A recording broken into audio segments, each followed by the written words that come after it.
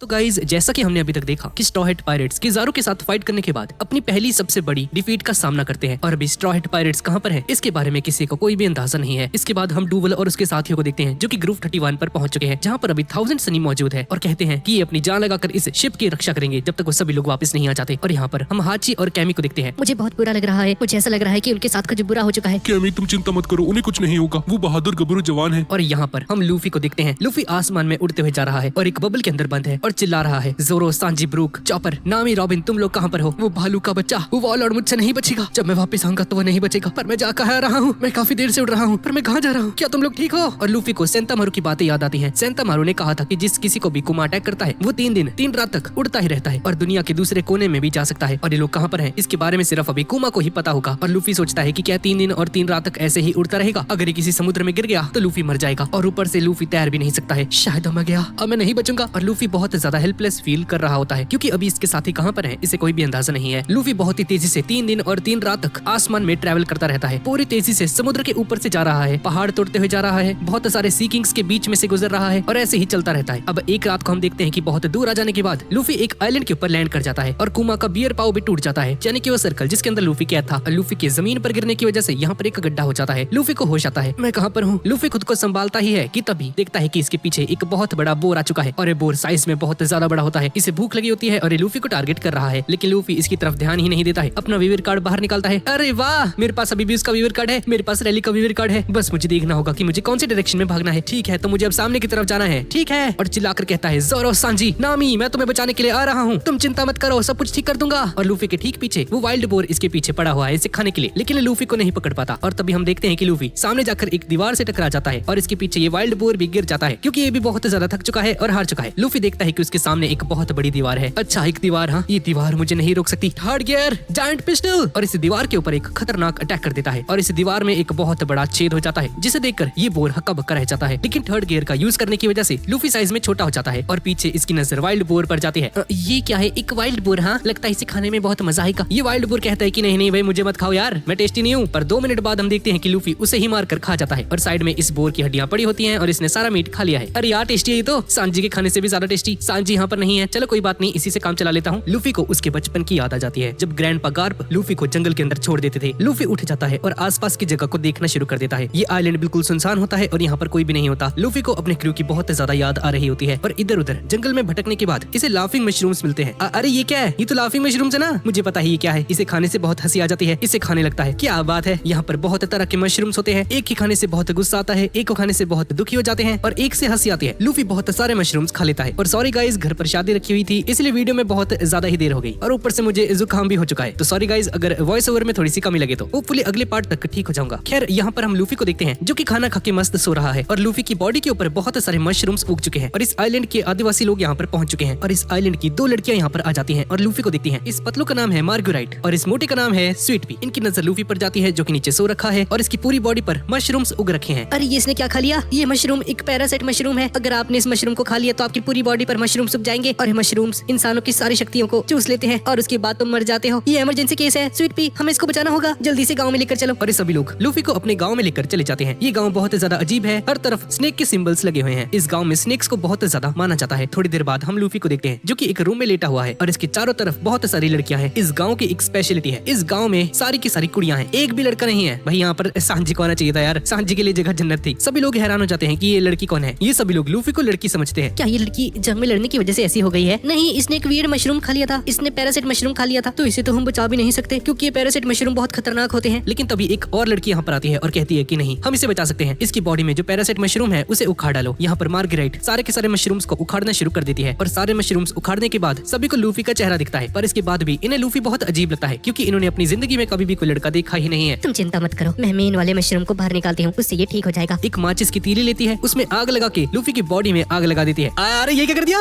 Luffy बहुत ज्यादा कलप रहा होता है। अरे मुझे बचा लो यार, ये क्या कर दिया? और थोड़ी देर तक कलपने के बाद लूफी वापस से बेहोश हो जाता है। अरे ये कैसी आवाज है इसकी? ये हमारे गाँव की नहीं लगती। अभी तक इन्हें समझ में नहीं आया है कि लूफी एक लड़का है। तब एक लड़की यहाँ पर आती है और कहती है, देखो कितने सारे घाव हैं इसके शरीर पर, लगता है इसने पहले किसी से लड़ाई की है। इसका मतलब है ये लड़की हमारे गाँव की नहीं है। मार्गरेट, जाओ इसे धोकर लेकर आओ, नदी के पास चली जाओ। ये सभी लोग लूफी को लेकर वहाँ पर चले जाते हैं नदी के किनारे। नदी के किनारे बहुत सारी कुड़ियां बैठी हुई हैं, इधर उधर चारों तरफ बहुत सारी लड़कियां नहा रही हैं। ये सारी लड़कियां लूफी को देखने के लिए आई हैं और नदी के बीच में हम लूफी को देखते हैं। लूफी अभी तक बेहोश बेहोश है और इसकी बॉडी पर साबुन लगा रहे हैं और अचानक से ये स्वीट पी नाम की औरत इसे एक और मशरूम मिल जाता है। अरे ये क्या, इसकी टांगों के बीच में एक मशरूम है। भाई क्या हो रहा है, ये बेचारा भाई लूफी का पूरा फ्यूचर इसके हाथों में अभी। अरे ये क्या, यहाँ पर एक नहीं तीन तीन है। और स्वीट भी उसे जोर से खींचना शुरू कर देती है, बहुत ज्यादा स्ट्रेच करती है लेकिन फिर भी वो मशरूम नहीं निकलता है। ये सारी लड़कियां आपस में बात करने लगती हैं कि ये देखो इसकी बॉडी पर एक और मशरूम है जो कि नहीं निकल रहा। लगता है हमें इसे काटना होगा। मैं अपना पूरा दम लगा दूंगी और इसे फोड़ दूंगी। ये बहुत ज्यादा दम लगाती है लेकिन फिर भी लूफी का फ्यूचर इसके हाथों से नहीं निकलता। और स्वीट पी एक बहुत लंबी सी लड़की को बुलाती है, ए, तुम इधर आओ। क्या मैं? अगर तुम इसे नहीं काट पाई तो हम इसे आग से जला देंगे। और तभी एक ग्रैनी यहाँ पर आ जाती है जिसका नाम है नियॉन। ये एक तरह से इस गांव की चीफ है और सभी से कहती है, तुम यहाँ पर क्या कर रही हो?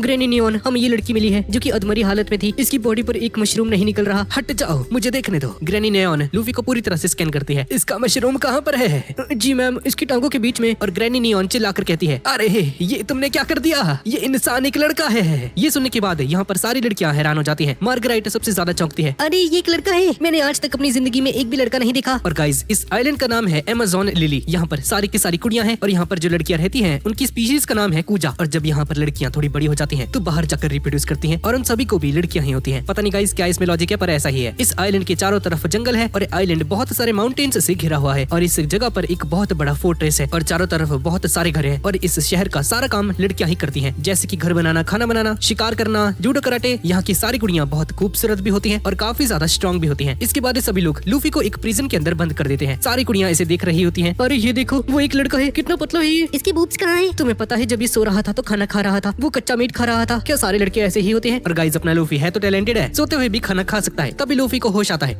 कहाँ पर हूँ मैं?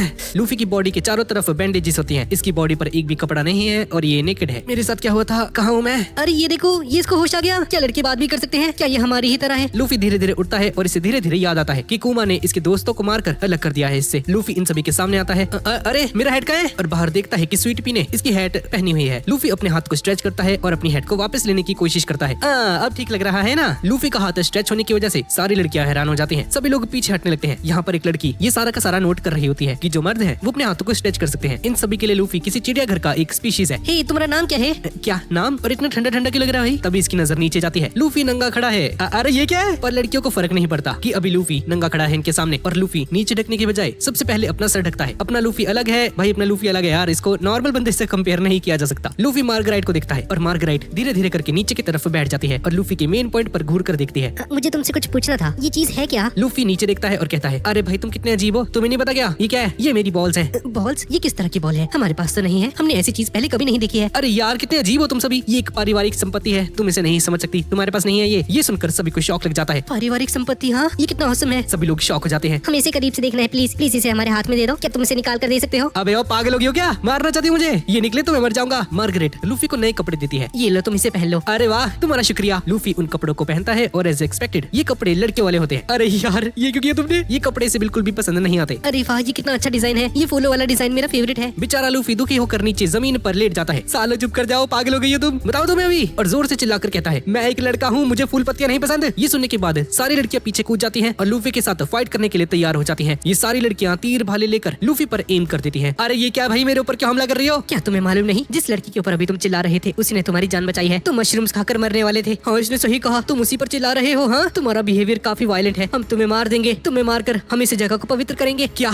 तुमने मुझे बचाया? अच्छा ठीक है यार, मेरे कपड़े बनाने के लिए शुक्रिया, मैंने तुम पर गुस्सा किया, मुझे माफ कर देना। मेरी जान बचाने के लिए तुम्हारा शुक्रिया। पर ये लड़कियां बिल्कुल भी नहीं मानती कि ये जो अमेज़न लिली है ये लड़कियों का एक एम्पायर है, यहाँ पर मर्द अलाउड नहीं है। तुम यहाँ पर क्यों आए? इतिहास में आज तक किसी भी लड़के ने इस आइलैंड पर कदम नहीं रखा है। हम तुम्हें नहीं छोड़ने वाले, हम तुम्हें यहाँ पर मार देंगे। अटैक! ये सारी कुड़ियां लूफी पर हमला कर देती हैं और इनकी एरोस नॉर्मल एरोस से बहुत ज्यादा स्ट्रॉन्ग होती हैं। पर लूफी को कुछ नहीं होता और छत को तोड़कर यहाँ से भागने लगता है। अरे वो छत तोड़कर भाग गया, उसे पकड़ो। लूफी के पीछे सभी लोग दौड़ रहे हैं और ये सभी लोग लूफी पर नीचे से तीर मार रहे होते हैं। अरे भैया क्या है इतना ज्यादा खतरनाक? अगर एक भी तीर मुझे लग गया मैं मर जाऊंगा। लूफी झूलते हुए इधर से उधर जाने लगता है। हमें इसे पकड़ना होगा, इसे जल्दी पकड़ो, हमें इसे मारना है। अगर हमारी स्नेक प्रिंसेस को इसके बारे में पता चल गया तो मार्गरेट, स्वीट पियो, तुम सभी लोग मारे जाओगे। ये जाइंट लड़की कूदते हुए लूफी के सामने आ जाती है। हमें माफ कर देना, हमने तुम्हें बचाया और अब तुम्हें इतनी परेशानी हो रही है। पर तभी लूफी इसके जाकर टकरा जाता है। और गाइस इस जाइंट सी लड़की का नाम है एलिफेंड्रा। लूफी इसके में जाकर टकरा जाता है और एफेलेंड्रा लूफी को एक थप्पड़ मार कर नीचे गिरा देती है। लूफी को कुछ भी समझ में नहीं आता कि अब इसे कहां पर जाना चाहिए। हर तरफ कुड़ियां हैं जो कि इसे ढूंढ रही हैं। गांव की सारी कुड़ियां लूफी के पीछे पड़ जाती हैं इसे मारने के लिए। इस गांव की सोल्जर कुड़ियां भी लूफी के पीछे पड़ जाती हैं और एक टाइम ऐसा आता है जब ये सारी लड़कियां लूफी को घेर लेती हैं और इस पर हमला कर देती हैं। पर अपना लूफी सांजी जितना कूल नहीं है और इन कुड़ियों पर हमला करके ऊपर जाकर खड़ा हो जाता है और लूफी को वीवर कार्ड के बारे में याद आता है। अगर मेरे पास मेरा वीवर कार्ड होगा तो मैं यहाँ से निकल सकता हूँ। इसके बाद लूफी मार्गरेट को पकड़ लेता है क्योंकि इसी के पास लूफी की पैंट्स पड़ी है और मार्गरेट को लेकर यहाँ से भाग जाता है। लूफी इन दीवारों के ऊपर कूदता है, पहाड़ों की वॉल से कूदकर जंगल की तरफ चला जाता है। मार्गरेट बहुत चिल्ला रही होती है, अरे मैं मर जाऊंगी। और जैसे ही लोग ऊपर से नीचे कूदते हैं तो लूफी गम गम बैलून की पावर का यूज करके खुद को बैलून में बदल देता है और उसके ऊपर बाउंस करके जो लूफी और ये जो लड़की है ये दोनों बच जाती हैं। मार्गरेट तुम ठीक तो हो ना? मैं मरने के लिए तैयार थी, मुझे दूर हो जाओ। तुम ऊपर से कूदी थी ना, तुम बच कैसे गए? ये तो चमत्कार हो गया। पर मेरे पास मत आना। मैंने सुना है कि जो तुम मर्द होते हो तुम्हारे शरीर में एक अजीब सी तरह का वायरस होता है। क्या ये उस वायरस का ही साइड इफेक्ट है? तुम्हारा शरीर इतना मोटा कैसे हो गया? क्या सारे लड़के ऐसे ही मोटे हो सकते हैं? यार तुम्हें समझाने के लिए बहुत समय लगने वाला है। चलो ठीक है मान लेते हैं यार, सारे के सारे मेरी तरह मोटे हो सकते हैं और सारे लड़कों के पास ये वायरस होता है। पर मुझे तुमसे कुछ पूछना है। मेरे पास मत आना, समझ गए ना? मैं वादा करता हूँ कि तुम्हें नुकसान नहीं पहुंचाऊंगा। क्या मेरी पैंट की पॉकेट में कुछ था क्या? मार्गरेट अपने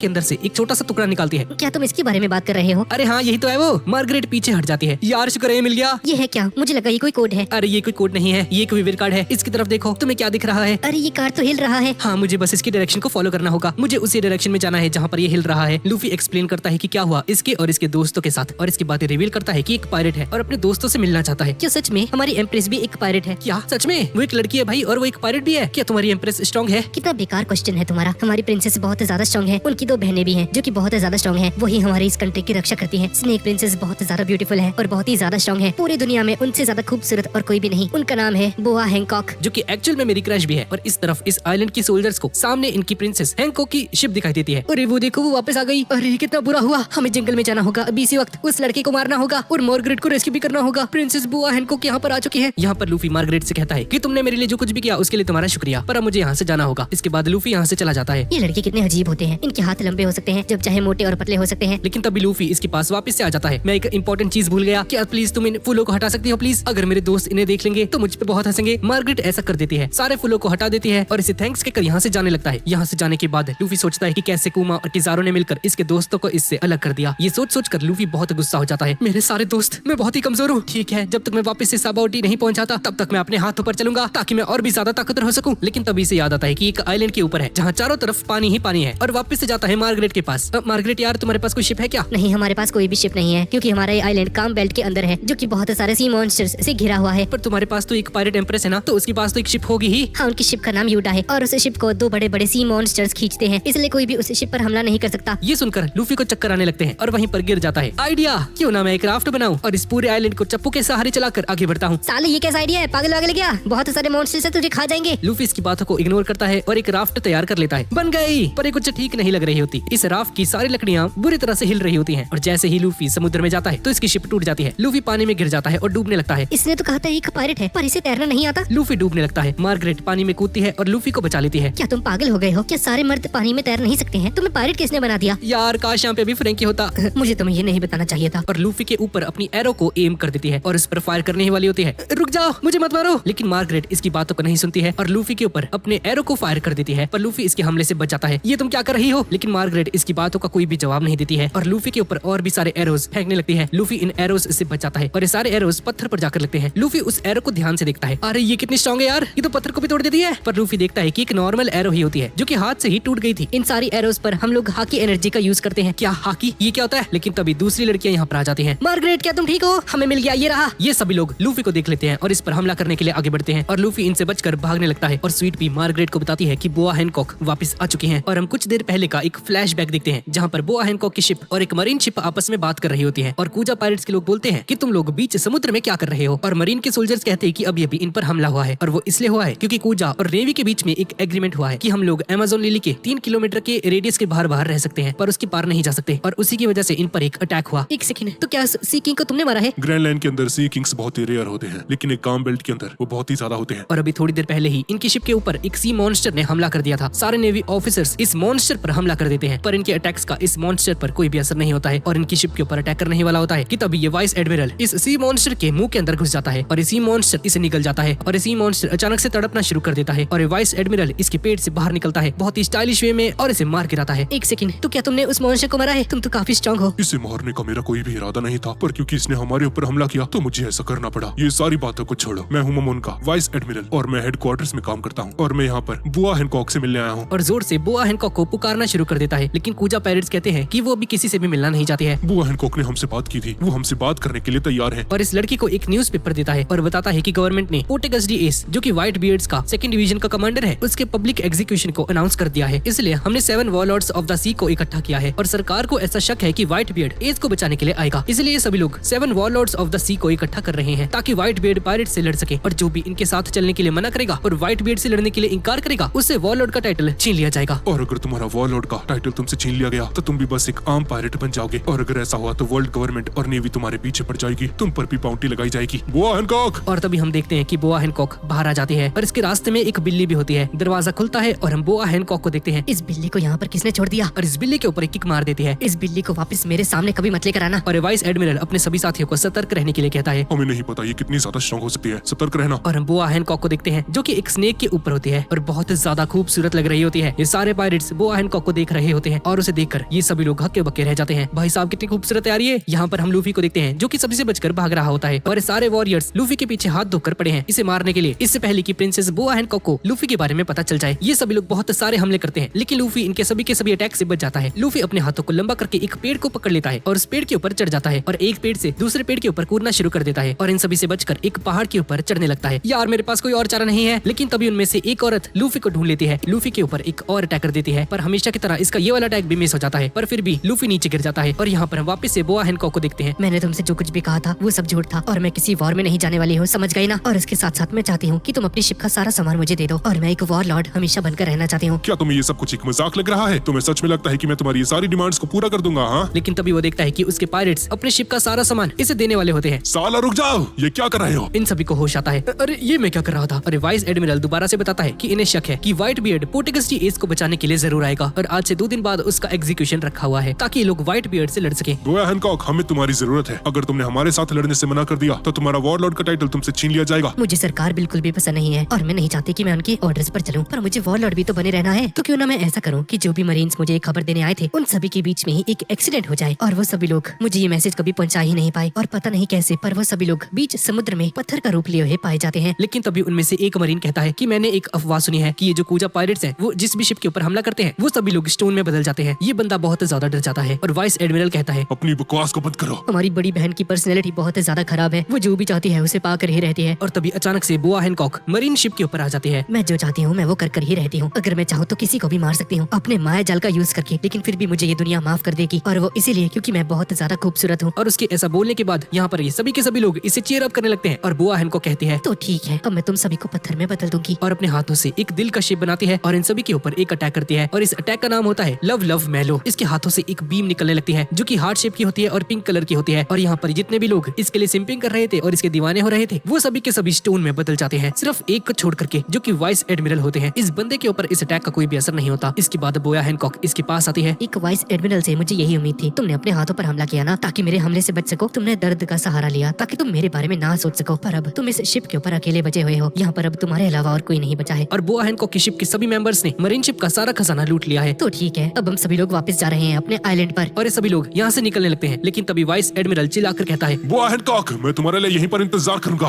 पोर्टेगस डी एस का एग्जीक्यूशन आज से 1 हफ्ते बाद है। मैं तुम्हारे लिए यहाँ पर 2 दिन तक इंतजार करूंगा और अगर तुम 2 दिन के अंदर यहाँ पर नहीं आई तो इसके बाद जो होगा उसके लिए तैयार रहना। इसके बाद बुआ हैनकॉक की शिप अमेज़न लिली में एंटर कर जाती है और जैसे ही अंदर आती है तो सभी लोग इसका जोरदार स्वागत करते हैं। आखिरकार आप वापस आ ही गई। इसका स्वागत बहुत जोरों शोरों से किया जाता है। बुआ आइलैंड पर उतर जाती है। जब मैं यहाँ पर नहीं थी तो यहाँ पर कुछ हुआ था क्या? नहीं, कुछ नहीं हुआ। लेकिन ये झूठ कह रही होती है। यहाँ पर लूफी है भाई तूफान। इसके बाद बुआ हैनकॉक अपने कैसल में जाने लगती है। तभी इसकी एक सेवक यहाँ पर आती है और कहती है मिस बुआ हैनकॉक, मैंने आपके लिए स्पेशल डायमंड की ज्वेलरी तैयार की है। बुआ उस डायमंड को उठाती है और कहती है अरे वाह, ये तो काफी खूबसूरत है। पर तभी उसे पीछे फेंक देती है। इन बेकार की चीजों को मेरे सामने मत लेकर आया करो। इसे पहनने से मेरी खूबसूरती फीकी लगने लगेगी। तभी सामने एक मूर्ति रखी होती है। ये मूर्ति किसने बनाई है? जी मैम, ये हमारे गांव के कुछ बच्चों ने बनाई है। उन लोगों ने बहुत ज्यादा मेहनत से बनाया है इस मूर्ति को। ये आपकी मूर्ति है। अच्छा, तो उन्होंने मुझे बनाया है? हाँ, वो भी मिट्टी और क्ले से। हाँ, ये कितना बेकार है। और उस मूर्ति को तोड़ देती है। ऐसी बेकार की चीजों को मेरे कैसल में मत लेकर आया करो, समझ गई ना? बुआ आगे बढ़ जाती है और कहती है कि इसने काफी देर से डिफेंस के लोगों को नहीं देखा है। मिस, हमारे जंगल में एक खतरनाक बंदर आ गया था। वो काफी ज्यादा तबाही मचा रहा था, इसलिए हमारे सभी डिफेंस फोर्स के मेंबर्स वहाँ पर गए हैं उस बंदर को मारने के लिए। यहाँ पर हम उस बंदर को यानी कि लूफी को देखते हैं, जो कि बिल्कुल एक्चुअल बंदर की तरह इधर से उधर कूद रहा होता है। लूफी एक नदी के ऊपर से उड़ रहा होता है, पर तभी डिफेंस फोर्स की एक मेंबर लूफी के ऊपर अपनी एरो को फायर कर देती है। लूफी की नजर उस एरो पर जाती है, जिसे देखकर घबरा जाता है और नीचे पानी के अंदर गिर जाता है। इन सभी लोगों को लगता है कि लूफी पानी में डूबकर मर चुका है, पर तभी लूफी बाहर आ जाता है। एक शिप के ऊपर सवारी करके लूफी बेहोश पड़ा होता है और इसकी हेड उस फिश की फिन के ऊपर अटक जाती है, जिसकी वजह से लूफी पानी में इधर उधर उछल रहा है। और यहाँ पर ग्रैनी नियॉन बुआ से बात करती है। बुआ, वो नेवी वाले तुम्हें लेने आए थे ना? हाँ, वो मुझे लेने आए थे, लेकिन मैंने उन्हें मना कर दिया। तुम्हें मना नहीं करना चाहिए था, तुम्हें उनके साथ जाना चाहिए था, क्योंकि अगर तुम उन्हें मना कर दोगी तो तुम्हारा और सरकार के बीच में जो एग्रीमेंट है वो टूट जाएगा, जिसकी वजह से हमारा ये आइलैंड खतरे में पड़ सकता है। लेकिन मुझे काफी डर लग रहा था। और ये चीज ये काफी क्यूट वे में बोलती है, जिसकी वजह से ये बुढ़िया भी ब्लश करने लगती है। क्या है भैया, क्या चल रहा है? इसको लड़कियों से अट्रैक्शन है क्या ये? पर तभी होश में आती है और कहती है, अभी इन सब का समय नहीं, जब तक तुम वॉरलॉर्ड हो तब तक हमारे आइलैंड पर कोई नहीं आ सकता, और हमारा ये आइलैंड सी मॉन्स्टर से भी गिरा हुआ है। पर अब नेवी ने अपने तरीकों को बदल दिया है और काम बेल्ट के ऊपर भी आ सकते हैं, इसलिए हमारा ये आइलैंड सुरक्षित नहीं रहा। तुम्हें सरकार की मदद करनी ही होगी, तुम्हें हमारे लोगों के बारे में सोचना चाहिए। लेकिन मेरा कोई मन नहीं कर रहा है। नियॉन एक बॉल निकालती है, जो कि एक फॉर्चून टेलर बॉल होती है। ये बुढ़िया बुआ का फ्यूचर देखने लगती है और तब ये ग्रैनी चुपके से उस बॉल के ऊपर लिख देती है कि तुम्हें इसी वक्त यहाँ से जाना होगा। ये देखो तुम्हारा भविष्य, इसमें लिखा है कि तुम्हें यहाँ से जाना होगा। ये देखकर बुआ को बहुत गुस्सा आ जाता है और अपने हाथ में रखे उस ग्लास को तोड़कर कहती है, इस बुढ़िया को अभी इसी वक्त यहाँ से लेकर जाओ। मेरी बात सुनो, तुम्हें जाना होगा। तुम्हारा एरा बहुत पहले ही खत्म हो चुका है। भले ही तुम मुझसे पहले इस जगह की एम्प्रेस रह चुकी हो, पर अब तुम्हारा समय खत्म हो चुका है। जिसके बाद ये इसके बाल पकड़ लेती है और इसे बालों से पकड़कर यहाँ से घसीट कर बाहर लेकर जाती है और पूरी ताकत से इस बुढ़िया को खिड़की से बाहर फेंक देती है। मिस, आपको ये नहीं करना चाहिए था, पर वो मुझे बहुत परेशान कर रही थी। ये बहुत ही ज्यादा क्यूट वे में बोलती है, जिसकी वजह से ये दोनों इसकी दीवानी हो जाती है और ब्लश करने लगते हैं। ये बुढ़िया नीचे जमीन पर लैंड करती है। भले ही मैं बूढ़ी हो चुकी हूँ, पर मैं अभी भी लड़ सकती हूँ। और ऊपर बुआ हैन को कहती है, मेरे लिए गर्म पानी तैयार करो, स्नेक प्रिंसेस अब नहाने वाली है, जल्दी से पानी गर्म करो। और ये सभी लोग एक बड़ी सी घंटी को बजाते हैं, जिससे कि सभी को पता चल जाए कि ये अब नहाने वाली है। और सभी लोग अपने काम धंधे छोड़कर कैसल को सजाना शुरू कर देते हैं। देखते ही देखते पूरा कासल खाली हो जाता है। कासल के दरवाजे बंद हो जाते हैं और कासल के चारों तरफ कपड़े की एक लेयर लगा दी जाती है, जिसके आगे पहरेदार भी होते हैं। और जिस वक्त तक वो हैनकॉक नहा रही है, किसी को भी अंदर जाने की परमिशन नहीं है। दरअसल बहुत समय पहले समुद्र में एक मॉन्स्टर रहा करता था, जो कि जिस किसी को भी देखता था उसे पत्थर में कन्वर्ट कर देता था। लेकिन बुआ हैनकॉक, जो कि समुद्र में एडवेंचर कर रही थी, इसका सामना उस मॉन्स्टर से हो जाता है और इसने और इसकी बहनों ने मिलकर उस मॉन्स्टर लेडी को हरा दिया। और उसे हराने के बाद इस पर एक श्राप लग गया था, जो कि था उस मॉन्स्टर की आंखें, जो कि इनकी पीठ के ऊपर आ गई। और जो भी इनकी पीठ को देखता था वो भी पत्थर का बन जाता था। इसलिए जब पायरेट एम्प्रेस नहाती है तो अंदर किसी को भी जाने की परमिशन नहीं होती है, ताकि कोई गलती से भी इसकी पीठ को ना देख ले और पत्थर में ना बदल जाए। यहाँ पर हम बुआ को देखते हैं, जो कि पानी के अंदर नहा रही है। भाई साहब, गाइस अपनी आंखें बंद कर लीजिए, ज्यादा मजे मत लीजिए और इस पार्ट को बार बार रिपीट पर लगाकर मत देखिएगा। और यहाँ पर ये मछली लूफी को किसी रॉकेट की तरह लॉन्च कर देती है और लूफी हवा में उड़कर जंगल में जाकर गिर जाता है, जहाँ पर इसका सामना कुछ सांप से होता है, जो कि इस पर अटैक कर देते हैं। और लूफी को इतना ज्यादा दर्द होता है कि लूफी पहाड़ के ऊपर चढ़ जाता है और काफी ऊपर चढ़ने की वजह से ये सांप लूफी को छोड़ देते हैं और लूफी उस पहाड़ के बिल्कुल ऊपर आ जाता है। यार मैं क्या करूँ, मुझे तो एक शिप चाहिए यहाँ से बाहर निकलने के लिए। अगर मैं उस शिप को अकेले लेकर गया तो शायद मैं खो सकता हूँ। जिसके बाद लूफी को एक आइडिया आता है कि लोग इस आइलैंड के लोगों से हेल्प मांग सकता है कि इसे किसी और आइलैंड पर छोड़ दे। ठीक है, तो मुझे इसके लिए किसी जरूरी व्यक्ति से बात करनी होगी।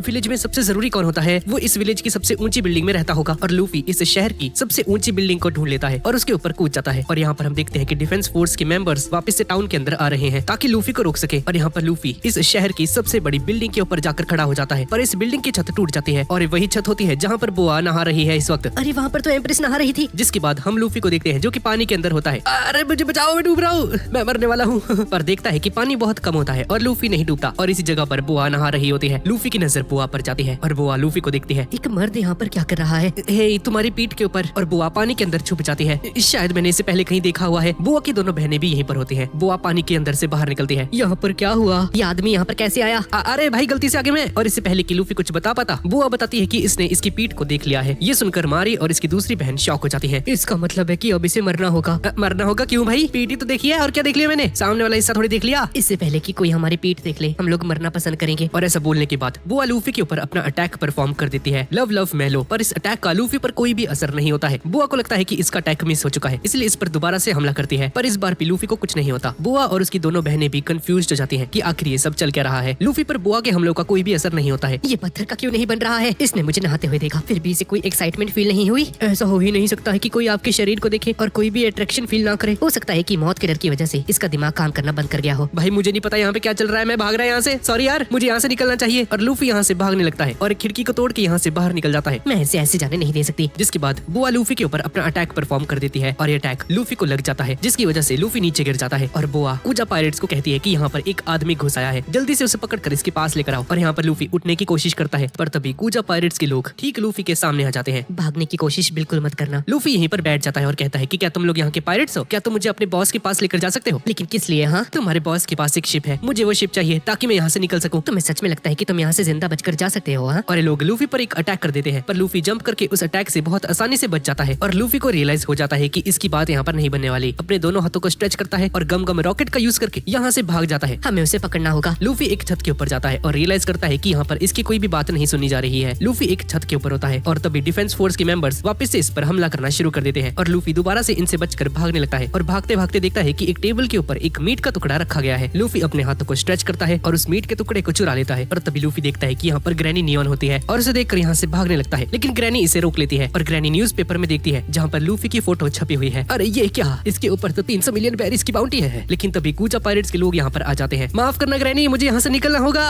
रुक जाओ। पर लूफी नहीं रुकता, जिसके बाद ग्रैनी एक जंप लगाती है और लूफी को एक जोरदार किक मार देती है, जिसकी वजह से लूफी दूर जाकर गिरता है। अरे यार, यहाँ के बूढ़े लोग कितने ज्यादा ताकतवर हैं। लूफी सामने देखता है और देखता है कि कूजा पायरेट्स के लोग ठीक इसके सामने खड़े हैं तीर लेकर। अब इसके 10 मिनट बाद हम एक स्टेडियम को देखते हैं जहाँ पर लूफी के हाथ पैर बंधे होते हैं। लूफी अपने आसपास देखता है और आसपास बहुत सारी लड़कियां होती हैं, यहाँ पर एक भी लड़का नहीं होता है। और तभी बुआ यहाँ पर आ जाती है और सभी लोग उसे देखकर चीयर अप करने लगते हैं। लूफी अपने सामने बुआ को देखता है। तो सबसे पहली बात मुझे ये बताओ कि तुम हमारे आइलैंड में घुसे कैसे? हाँ यार सच बोलूं तो मुझे भी नहीं पता मैं यहाँ पर कैसे आ गया। मेरे ऊपर एक आदमी ने हमला किया, जिसके बाद मैं यहाँ पर पहुँच गया। तुम मुझे बेवकूफ नहीं बना सकते, समझ गई ना? अरे यार मैं सच कह रहा हूँ, प्लीज मुझे यहाँ से जाने दो यार, मुझे अपने दोस्तों से मिलना है। पर सारी लड़कियाँ बोल रही होती है कि ये बंदा झूठ कह रहा है और बुआ लूफी से कहती है कि क्या इसे सच में लगता है कि यहाँ से जिंदा बचकर जा सकता है। और लूफी बिना कुछ कहे इसकी बातों को बस सुन रहा होता है। और तभी मार्गरेट चिल्लाकर कहती है, 1 मिनट रुक जाइए स्नेक प्रिंसेस। सभी की नजर मार्गरेट पर चली जाती है। मार्गरेट यहाँ से कूदती है और लूफी के पास आ जाती है। ये आदमी जो भी कुछ कह रहा है वो सच है। मुझे नहीं लगता कि ये यहाँ पर हमें नुकसान पहुँचाने के लिए आया है। और लूफी से देखकर काफी खुश होता है। जिसके बाद बुआ कहती है कि तुम तो एक डिफेंस वॉरियर हो ना, तो तुम उसे बचाना क्यों चाह रही हो? क्या तुम्हें नहीं मालूम कि हमारे आइलैंड पर किसी भी मर्द का आना मना है? मुझे लगता है कि जिस मुसीबत में फंसा हुआ है उसका कारण मैं हूँ, क्योंकि मैं ही इसको इस कंट्री में लेकर आई थी, जिसकी वजह से ये एक मुसीबत में फंस चुका है। ये सुनकर आसपास के सभी लोग शॉक हो जाते हैं और स्वीट पी और एलिफेंड्रा यहाँ पर आ जाती है। स्नेक प्रिंसेस, हम आपको समझा सकते हैं, ये हमें जंगल में मिला था। इसकी पूरी बॉडी पर मशरूम्स उगे हुए थे। हमें लगा कि ये विलेज का ही है। ये तुम लोग क्या कर रहे हो? ये सब मेरी वजह से हुआ है। और तभी बुआ हैनकॉक सीढ़ियों से नीचे आने लगती है और मार्गरेट के सामने आकर खड़ी हो जाती है। मार्गरेट बुआ से माफी मांगती है। बुआ मार्गरेट को खड़े होने के लिए कहती है। बुआ मार्गरेट को देखती है। बुआ बहुत खुश होती है, पर तभी इसके फेस के एक्सप्रेशंस चेंज हो जाते हैं और तुरंत ही इन तीनों के ऊपर अपना लव लव मेलो नाम का अटैक यूज कर देती है, जिसकी वजह से ये तीनों पत्थर के बन जाते हैं। ये तीनों बिल्कुल भी नहीं हिल रहे होते, जिसे देखकर लूफी बहुत ज्यादा परेशान हो जाता है। तुमने ये क्यों किया? इन लोगों ने मेरी जान बचाई थी। इसीलिए तो मैंने इन्हें सजा दी है, क्योंकि इन लोगों ने तुम्हारी जान बचाई। तुम्हारी दुश्मनी मुझसे थी, तुमने इन लोगों को पत्थर में क्यों कन्वर्ट कर दिया? प्लीज इन लोगों को पहले जैसा बना दो। क्या तुम जानते हो कि तुम किसे ऑर्डर दे रहे हो? अब तुम्हारा भी खेल खत्म होता है। बकीरा को बुलाओ। और तभी एक ब्लैक पैंथर यहाँ पर आ जाता है। लूफी के ठीक पीछे जाकर खड़ा हो जाता है। ये ब्लैक पैंथर हमारे आइलैंड का सबसे स्ट्रॉन्गेस्ट क्रीचर है। ये एग्जीक्यूशन के लिए यूज किया जाता है। जिसके बाद ये लोग लूफी की रस्सियां खोल देते हैं और ब्लैक पैंथर लूफी पर हमला करने के लिए तैयार हो जाता है। मुझे कोई फर्क नहीं पड़ता है, लेकिन इन लोगों का क्या? हाँ प्लीज इन लोगों को ठीक कर दो। और ब्लैक पैंथर लूफी पर अपना हमला कर देता है, पर तभी लूफी घूमता है और उस ब्लैक पैंथर के ऊपर एक पंच मार के इसे घायल कर देता है और ब्लैक पैंथर पीछे जाकर गिरता है। सभी लोग ये देखकर हैरान हो जाते हैं और लूफी बुआ को बहुत गुस्से की नजर से देखता है और सारे लोग ये देखकर शॉक्ड रह जाते हैं, क्योंकि लूफी ने इसे एक ही पंच में हरा दिया है। और तभी लूफी चिल्लाकर अपने आसपास के लोगों को कहता है, उसने तुम्हारे साथियों को पत्थर में बना दिया, लेकिन फिर भी तुम लोग उसी की बात मान रहे हो। तुम लोग कैसे लोग हो? इसमें इन लोगों की कोई गलती नहीं है, क्योंकि मैं जो कुछ भी करूँ मुझे माफ कर दिया जाता है, क्योंकि मैं बहुत ही ज्यादा खूबसूरत हूँ। तुम्हें इसके बारे में क्या लगता है? हाँ, तुम्हारी तरफ देखते ही मेरी आंखें दर्द करने लगती हैं। ओह माय गॉड, मैं ये बर्दाश्त नहीं कर सकती। बहनों, इसे अभी इसी वक्त मार दो। जिसके बाद इसकी दोनों बहनें लूफी पर हमला करने के लिए आगे बढ़ती हैं और अपनी पावर्स का यूज करके स्नेक में कन्वर्ट हो जाती है और क्राउड में बैठे सभी लोग चीयर अप कर रहे होते हैं। बहुत बढ़िया, इन्हें जल्दी से मार दो। बहुत दिनों के बाद हमें कर्स की पावर को देखने को मिलेगा। क्या कर्स की पावर? मुझे तो लगा था कि इन लोगों ने एक डेविल फ्रूट खाया है। हमें इसे कैसे मारना चाहिए? क्या इसका दम घुट कर मारे या फिर इसे चबा ले? हाँ,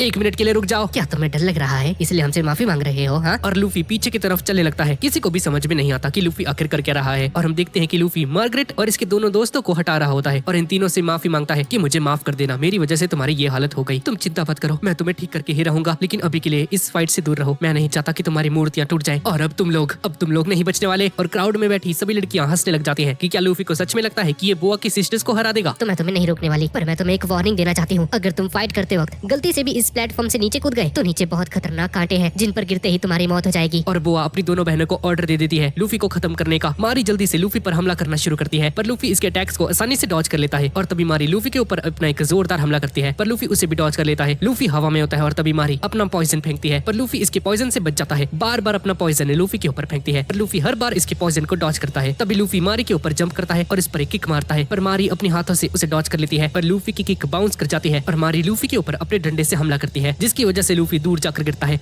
काफी दर्द हो रहा है, पर ऐसा कैसे हो सकता है? मैं तो रबड़ का बना हूँ। और लूफी नोटिस करता है कि इसकी रबड़ की पावर जा चुकी है और ये लोग इसे पकड़ लेते हैं। लूफी को समझ नहीं आता कि आखिर इसे इतना दर्द कैसे हो रहा है। ये तो रबड़ का बना हुआ था। और लूफी याद करता है कि ऐसा इसके साथ पहली बार नहीं हो रहा है। पहले जब साबाओडी आर्क में सेंतामारू ने लूफी पर हमला किया था, उस टाइम पर भी लूफी की रबड़ वाली पावर काम नहीं कर रही थी। तो क्या इसका मतलब मेरे पास डेविल फ्रूट की ताकत नहीं है? मुझे पता है तुम्हारे पास डेविल फ्रूट की ताकत है। हाँ, तुमने सही कहा, पर हम नाटक कर रहे हैं कि हमारे पास एक कर्ज है। हम इसके बारे में किसी को नहीं बता सकते। तुम अभी लेफ्ट किक मारने वाले हो, है ना? लूफी अपनी लेफ्ट किक मारता है और लूफी को समझ नहीं आता कि इसे कैसे पता कि इस पर लेफ्ट किक मारने वाला है। इसे पहले से ही लूफी के हमलों के बारे में पता चल रहा है। और तभी सोनिया लूफी को जमीन में पटक देती है, जिसके बाद लूफी आजाद हो जाता है और देखता है कि इस बार इसको बिल्कुल भी दर्द नहीं हुआ और इसकी पावर्स भी वापस आ चुकी हैं। जिसके बाद सोनिया पर अपना हमला करता है गम गम गैटलिंग, पर इसका एक भी हमला इस पर नहीं काम कर रहा। लूफी को समझ नहीं आता कि ये सब चल क्या रहा है। तुम्हारे अटैक मेरे ऊपर बेअसर है, क्योंकि मुझे पता है कि तुम क्या करने वाले हो, इसलिए मैं तुम्हारे सारे हमलों से बच पा रही हूँ। और मारी और सोनिया मिलकर लूफी पर एक हमला करते हैं जबरदस्त, जिसकी वजह से लूफी नीचे गिरने लगता है प्लेटफॉर्म से। पर तभी लूफी अपनी पावर्स का यूज करके अपने हाथों और पैरों को स्ट्रेच करके अपने आप को नीचे गिरने से बचा लेता है और वापस स्टेडियम में आ जाता है। ये देखकर बोआ को बहुत गुस्सा आ जाता है। टाइम पास करना बंद करो और इसे अभी इसी वक्त खत्म करो, समझ गए ना? और सोनिया मार्गरेट के स्टैचू को ऊपर लेकर आती है। ये तुम लोग क्या कर रहे हो? उसे नीचे रखो। हम लोग इसे तोड़ने वाले हैं,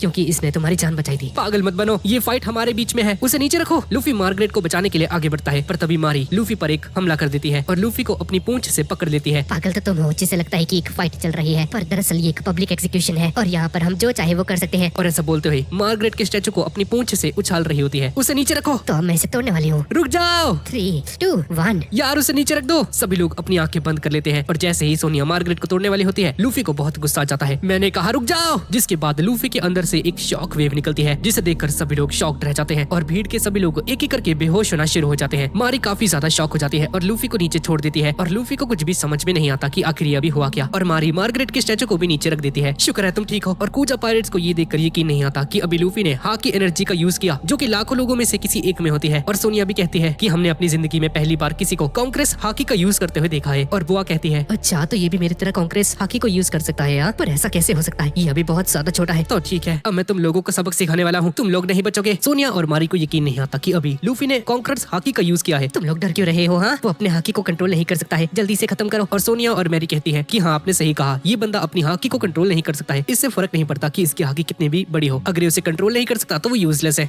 एक सेकंड, इससे पहले कि हमारी फाइट कंटिन्यू हो, मुझे मार्गरेट का स्टैचू हटाना होगा। नहीं, ऐसा नहीं हो सकता, तुम हमें ऑर्डर नहीं दे सकते। और सेंटा सोनिया लूफी पर अपनी टेल से हमला करती है, पर लूफी हटता नहीं है क्योंकि इसके पीछे ही मार्गरेट का स्टैचू रखा हुआ है और अगर ये डॉज कर जाता तो वो स्टैचू टूट जाता। लेकिन सेंटा सोनिया के अटैक को लूफी ने अपनी बॉडी से रोक दिया। तुमने डॉज क्यों नहीं किया? तुम लोग इसे क्यों मारना चाहते हो? इस फाइट के साथ इसका कोई भी लेना देना नहीं है, समझ गए ना? और बुआ परमिशन दे देती है कि इन स्टैचूज को हटा दो और लूफी उन सभी स्टैचूज को हटा देता है। सोनिया अपने मुंह से जहर से अटैक करती है, पर लूफी इसके अटैक्स को बहुत बार डॉज करता है, पर लूफी को बहुत सारे अटैक्स लग भी जाते हैं। तुम्हारे सारे अटैक्स यूजलेस है। पर तभी लूफी को थोड़ा सा डिजी फील होने लगता है, इसे ठीक से दिखाई तक नहीं देता है, सब कुछ धुंधला दिखाई देता है। ये मेरा स्पेशल अटैक है, इसका यूज करके मैं सारी चीजों को डिसॉल्व कर सकती हूँ। मेरी एसिड की गैस बहुत ज्यादा खतरनाक है, ये गैस तुम्हारी सेंसेस को डल कर देगी। और जब लूफी की सारी सेंसेस खराब होने लगती हैं, बिल्कुल सेंसलेस हो जाता है, तो ये दोनों बहनें लूफी को बहुत ज्यादा मारती हैं और मार मार के इसे नीचे फेंक देती हैं। हम देखते हैं कि लूफी ऊपर से नीचे गिर रहा है और नीचे बहुत सारे ब्लेड्स हैं, लेकिन तभी लूफी के मुंह से बहुत सारी गैस निकलती है और लूफी की हालत ठीक हो जाती है। और जैसे ही लूफी अपनी सेंसेस में वापस आता है, अरे मैं जिंदा हूँ, और अपने हाथ को स्ट्रेच करता है और स्पाइडरमैन की तरह झूलते हुए ऊपर की तरफ चला जाता है और नीचे गिरने से खुद को बचा लेता है। मारी फिर से इस पर हमला करना शुरू करती है और लूफी अपनी गम गम पावर का यूज करके एरिना के ऊपर चला जाता है। गम गम बैलून, मुझे सारा का सारा स्मोक हटाना होगा, और बहुत बड़ी सी एक फूंक मारता है और यहाँ पर जितनी भी एसिड थी, जितना भी स्मोक था, वो सारा का सारा क्लियर हो जाता है। सभी लोग ये देखकर चौंक जाते हैं। इसके बाद लूफी नीचे आता है, तो ठीक है, अब मैं खुल के फाइट कर सकता हूँ। तो इतने समय से तुम खुल के फाइट नहीं कर रहे थे? हाँ, तुमने अपना पूरा पावर यूज नहीं किया हमारे साथ। हाँ, हमारे साथ मजाक मत करो। तो ठीक है। और लूफी अपने लेजेंडरी स्टैंड में आ जाता है, अपने पैर से पंप करता है और सेकंड गियर में आ जाता है और लूफी की बॉडी से बहुत ज्यादा स्मोक भी निकल रही होती है। ठीक है, गियर सेकंड, ये देखकर सभी लोग चौंक जाते हैं। ये कैसे हो सकता है? इस लड़की की बॉडी से स्मोक निकल रही है, ये कैसे हो सकता है? ये किस तरह की पावर है? तुम अपनी पूरी पावर को यूज करना चाहते हो? हाँ, ठीक है, कर सकते हो, पर क्या तुम्हें मालूम है हम तुम्हारे मूव्स को रीड कर सकते हैं? हमें मालूम है कि तुम क्या करने वाले हो। ठीक है, मुझे फर्क नहीं पड़ता। और लूफी बहुत तेजी से इसके सामने जाता है और सामने से दूसरी तरफ चला जाता है और इन सभी को ऐसा लगता है कि जैसे लूफी टेलीपोर्ट कर रहा है खुद को। गम गम पिस्टल, सोनिया बहुत मुश्किल से लूफी के अटैक को डॉज कर पाती है। इसे बहुत ज्यादा दर्द भी हो रहा होता है और इसे पता चल जाता है कि लूफी कितना ज्यादा स्ट्रॉन्ग हो चुका है और सोनिया अपनी पूरी पावर का यूज करती है 8 हेडेड सरपेंट और उसका यूज करके लूफी पर हमला करती है। ये लड़की अभी अपनी हाकी और अपनी फाइनल फॉर्म यूज कर रही है। इसके बाल 8 अलग अलग सरपेंट्स में बदल जाते हैं पर ये लूफी को पकड़ तक नहीं पाती है। लूफी बहुत ज्यादा तेज हो चुका है। इससे पता चल जाता है कि लूफी नेक्स्ट कहां पर लैंड करने वाला है, पर फिर भी इसे पकड़ नहीं पाती और अब लूफी अचानक से ठीक इसके सामने आ जाता है, इसके गले को पकड़ता है और नीचे जमीन में पटक देता है। ये देखने के बाद यहाँ पर मौजूद सभी लोग चौंक जाते हैं। ठीक है, एक डाउन हो चुका है, अब दूसरे की बारी।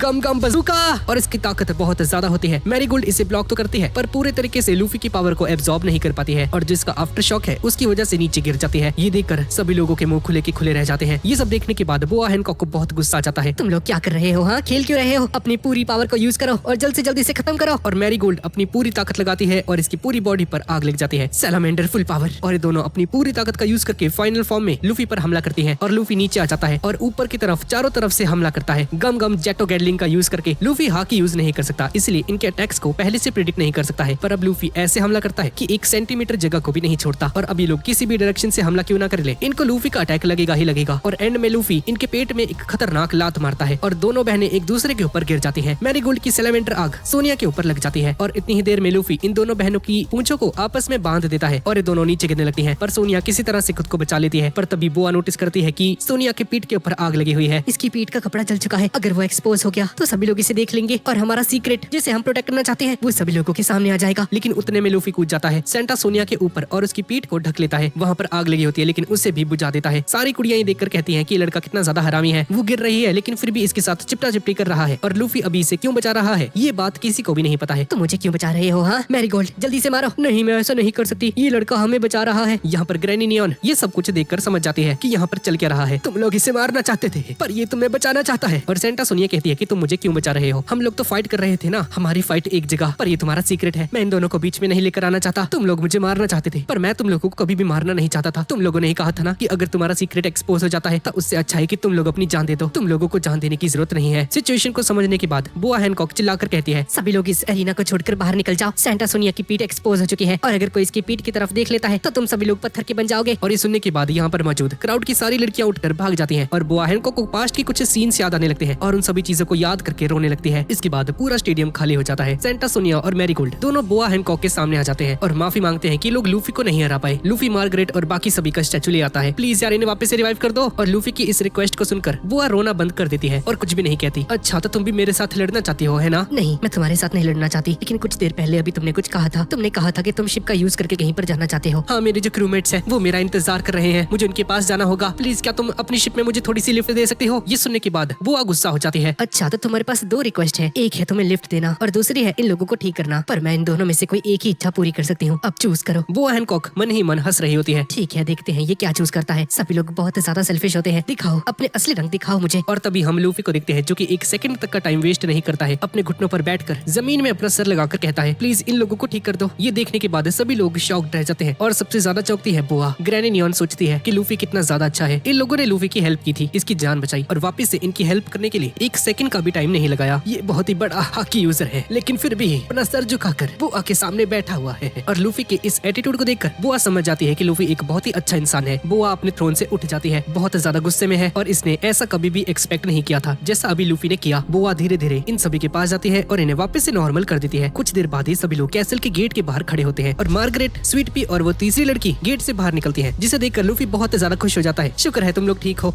बोआ हैनकॉक जी, आपका भी शुक्रिया। और बोआ हैनकॉक लूफी को समन करती है कूजा कैसल में। इसके बाद हम लूफी को देखते हैं जो कि कूजा कैसल के अंदर आ चुका है और सोनिया लूफी का शुक्रिया अदा करती है इसकी जान बचाने के लिए। अरे यार, मुझे थैंक यू नहीं चाहिए, मुझे खाना चाहिए। और तभी बोआ हैनकॉक की आवाज आती है, इस पर्दे के अंदर आ जाओ।